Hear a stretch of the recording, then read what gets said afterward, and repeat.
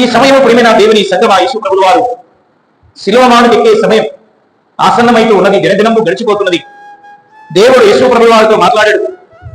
సమయం అయినది అని దేవుడు లేఖనాల ప్రకారంగా క్రీస్తు వారికి తెలిసిన తర్వాత, ఆయనకు అర్థమైన తర్వాత శిలువ మాను మీద పడవలసినటువంటి శిక్ష, మరి లోకం మీద ఉన్నటువంటి మనుషులందరి పాపము ఆయన మీద వేసుకుని మరి శిలువమానికి ఎక్కుతున్నటువంటి సందర్భంలో ఆ శిక్షనంతా క్రీస్తు వారు జ్ఞాపకం చేసుకున్నప్పుడు శరీరము బలహీనమైనట్టు మనం చూస్తున్నాం.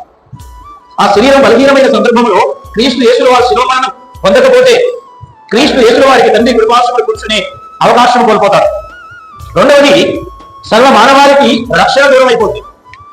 సర్వ మానవాళి అందరూ కూడా ఇది క్రీస్తు యేసు యొక్క ఆ బలహీనత వలన లేక ఆయన వెనుతిరిగి ఉంటే సర్వ మానవాళ్ళంతా కూడా నరకాగ్ని వెళ్ళవలసినటువంటి పరిస్థితి. మీకు అర్థమైన పిల్లరా? అందుకే ఆయన ఏకాంత ప్రార్థనలో ఏం చేశారంటే, దేవునికి తన జీవితంలో ఏర్పడినటువంటి ఆ శరీరం ఆ మరణానికి నోచుకునక ఆ శరీరం క్రీస్తు యేసు వారి యొక్క ఆ ఆత్మ సంబంధమైన ఆలోచనలన్నింటినీ ఇదిగో వెనక్కి లాగే విధముగా ఉన్నప్పుడు ఇదిగో ఏకాంతముగా ప్రార్థన చేశాడు క్రీస్తు యేసు వారు. ప్రార్థన చేసినప్పుడు దేవాది దేవుడు ఆ క్రీస్తు యేసు వారిని ఏమి ఇచ్చారంటే, వాటిని జయించగల శక్తిని, శరీర కార్యాలను జయించగల శక్తిని దేవాది దేవుడు క్రీస్తు యేసు వారికి ఇచ్చినట్టు మనం చూస్తా ఉన్నాం.